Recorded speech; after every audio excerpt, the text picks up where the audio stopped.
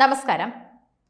ഓരോ ടാർഗറ്റുകളെയും കൃത്യമായ സമയങ്ങളിൽ തീർക്കുക എന്നതാണ് ഇസ്രായേൽ ചെയ്യുന്ന ഒരു പ്രധാനപ്പെട്ട കാര്യമെന്ന് കഴിഞ്ഞ ദിവസം അവിടുത്തെ പ്രസിഡന്റ് ബെഞ്ചമിൻ നെതന്യാഹു അദ്ദേഹത്തിന്റെ വിപ്ലവത്തിൽ പറഞ്ഞിട്ടുണ്ടായിരുന്നു. അദ്ദേഹത്തിന്റെ പ്രസംഗത്തിൽ പറഞ്ഞ പല കാര്യങ്ങളും ഇപ്പോൾ ഗാസയിൽ പോലും ചർച്ചകൾ നടത്തുന്നുണ്ട് എന്ന് പറയണം. പലരും വേണ്ട എന്ന് പറഞ്ഞിട്ടും ഗാസയ്ക്ക് ശേഷം, അതായത് ഫലസ്തീനുകളെ ഉപദ്രവിച്ചതിന് ശേഷം, അവിടെ ലെബനിൽ യുദ്ധം നടത്തിയതിനു ശേഷം ഇപ്പോൾ ഹൂതികളെയും കൂടി ഓടിക്കാനുള്ള പുറപ്പാടിലാണ് എടുത്തിരിക്കുന്നത്. ഇത് വളരെയധികം ക്രൂരത നിറഞ്ഞ കാര്യങ്ങളാണെന്നും കൊല്ലുന്ന കണക്കിൽ ഇപ്പോൾ ഇസ്രായേൽ മുന്നിൽ തന്നെയാണ് എന്നും പറയുന്നു. ഗാസയിൽ തുടങ്ങിയ പേര് ഇപ്പോൾ എത്തി നിൽക്കുന്നത് യമനിലെ ഹൂതി വിമതരിലേക്കാണ്. ഹിസ്ബുള്ള തലവനെയും കൂടി വധിച്ചതോടെ അടുത്തതായി ഇസ്രായേൽ ലക്ഷ്യമിടുന്നത് ഹൂതി വിമതരെ തന്നെയാണ്. ഹൂതികളെ തീർക്കാൻ യമനിലെ കൂടി വ്യോമാക്രമണം നടത്തുമെന്നും പ്രഖ്യാപിച്ചിരിക്കുകയാണ് ഇപ്പോൾ ഇസ്രായേൽ. ഹിസ്ബുള്ളയ്ക്ക് കനത്ത തിരിച്ചടി തന്നെയാണ് നൽകിയ ശേഷം ഇപ്പോൾ അവർക്കെതിരെ തിരിയുമെന്നും ഇസ്രായേൽ രംഗത്ത് വന്നുകൊണ്ട് പറയുകയാണ്. കഴിഞ്ഞ ദിവസം ശക്തമായ ആക്രമണം ഇസ്രായേൽ ഹൂതി ശക്തി കേന്ദ്രങ്ങളിൽ തന്നെ നടത്തിയിട്ടുണ്ടായിരുന്നു. ഹിസ്ബുള്ളയിൽ കഴിഞ്ഞ ദിവസം നടന്ന ആക്രമണത്തിൽ കുറേയധികം പേർ മരിച്ചതായും തന്നെ അവിടെയുള്ള തലവന്മാരുൾപ്പെടെ മരിച്ച കാര്യങ്ങളൊക്കെ തന്നെ പുറത്തു വന്നിട്ടുണ്ടായിരുന്നു. എന്നാൽ ഹിസ്ബുള്ള പിന്നോട്ടില്ല എന്ന് തന്നെ അവർ പറയുന്നുണ്ട്. ഞങ്ങളിൽ എത്ര പേർ നശിച്ചാലും ഞങ്ങൾ വീണ്ടും വീണ്ടും പുനർജനിക്കുമെന്നും ഞങ്ങളുടെ അവസാന ശ്വാസം വരെയും ഇസ്രായേലിന് വേണ്ടി പ്രതികരിക്കുമെന്നും ഞങ്ങൾ എല്ലാ പിന്തുണയും ഞങ്ങൾ ഒരുമിച്ച് നിൽക്കുമെന്നും ഒക്കെ അവർ അറിയിക്കുന്നുണ്ട്. അവിടെ നിന്ന് പിൻവാങ്ങിയാണ് ഇപ്പോൾ ഹൂതികളുടെ അടുത്തേക്ക് ഇസ്രായേൽ എത്തിയിരിക്കുന്നത്.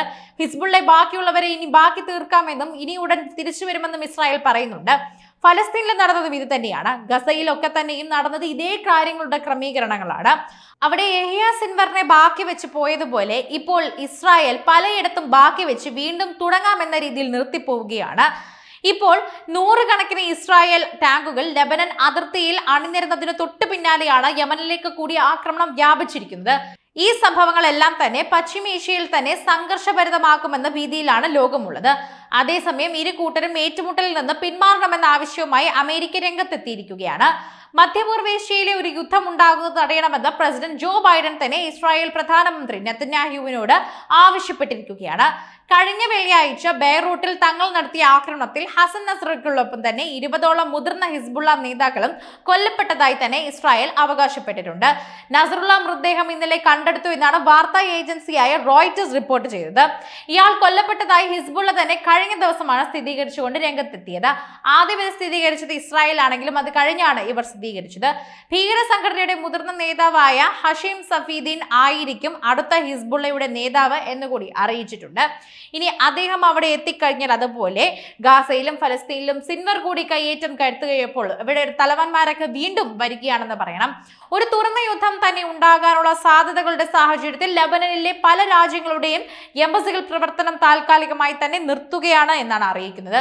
ഇന്നലെയും ലെബനനിലെ ഇസ്രായേൽ അതിശക്തമായ ആക്രമണമാണ് നടത്തിയത്. 100ഓളം പേർ കൊല്ലപ്പെട്ടു എന്നാണ് റിപ്പോർട്ടുകൾ സൂചിപ്പിക്കുന്നത്. ഇതിനിടയിൽ തന്നെയാണ് യുദ്ധവിമാനങ്ങൾ ഇന്നലെ യമനിൽ ഹൂതി ശക്തി കേന്ദ്രങ്ങളിൽ ആക്രമണം നടത്തിയത്. നിരവധി പോർ വിമാനങ്ങൾ ഈ ദൗത്യത്തിൽ പങ്കെടുത്തതായി തന്നെ സൈനിക വൃത്തങ്ങൾ അറിയിച്ചു. യമനിലെ ഹൂതി വിമതർ ഉപയോഗിച്ചിരുന്ന പവർ പ്ലാന്റും റാസ് ഇസ തുറമുഖവും തകർന്ന തരിപ്പണമായിരിക്കുന്നു. ഈ മേഖലയിലുള്ള തന്നെ എണ്ണ ടാങ്കറുകളുടെ നേരത്തെ 10 തവണയായി ഇസ്രായേൽ വ്യോമാക്രമണം നടത്തിയത്. കഴിഞ്ഞ വർഷം ഒക്ടോബർ 7-ന് ഹമാസ് ഭീകരർ ഇസ്രായേലിലേക്ക് കടന്നു കയറി ആക്രമണം നടത്തിയതിന് തൊട്ടു പിന്നാലെ തന്നെ ഹൂതി പിന്തുണ പ്രഖ്യാപിച്ചുകൊണ്ട് ചെങ്കടലിൽ നിന്ന് നിരന്തരം ആക്രമണം അഴിച്ചുവിടുകയായിരുന്നു. ഇസ്രായേൽ ബന്ധമുള്ള നിരവധി കപ്പലുകൾ ഇവർ ആക്രമിക്കുകയും തട്ടിക്കൊണ്ടുപോവുകയും ചെയ്തിരുന്നു. ലെബനനിലെ കഴിഞ്ഞ ദിവസം നടന്ന വ്യോമാക്രമണത്തെ തന്നെ മാർപ്പാപ്പയും അപലപിച്ചിരുന്നു. ധാർമ്മികതയ്ക്ക് നേരെ നടന്ന കടന്നുകയറ്റം എന്നാണ് അദ്ദേഹം വിശേഷിപ്പിച്ചത്. കഴിഞ്ഞ ദിവസം ലെബനനിൽ നടത്തിയ ആക്രമണത്തിൽ ഒരു ഇറാൻ ജനറലും കൊല്ലപ്പെട്ടിരുന്നു. അബ്ബാസ് നിൽഫ വധത്തിന് പ്രതികാരം ചെയ്യുമെന്ന് ഇറാൻ വിദേശകാര്യമന്ത്രിയും പ്രഖ്യാപിച്ചിട്ടുണ്ട്. ഇതിനിടെ ഇന്നലെ ഇസ്രായേൽ അതിർത്തിയിലേക്ക് തന്നെ ഹിസ്ബുള്ള വീണ്ടും റോക്കറ്റ് ആക്രമണം നടത്തി. ഗാസയിലെ യുദ്ധലക്ഷ്യം പൂർത്തിയാക്കും വരെ ഹിസ്ബുള്ളയ്ക്കെതിരെ സൈനിക നടപടി തുടരുമെന്നാണ് നെതന്യാഹു ആവർത്തിക്കുന്നത്. ലെബനനിലെ അതിക്രമം ഇസ്രായേൽ നിർത്തണമെന്നും അന്താരാഷ്ട്ര തലത്തിൽ ആവശ്യം ശക്തമാക്കുന്ന പശ്ചാത്തലത്തിലാണ് അത് ചെവികൊള്ളാതെ നെതന്യാഹുവിന്റെ നിലപാട്.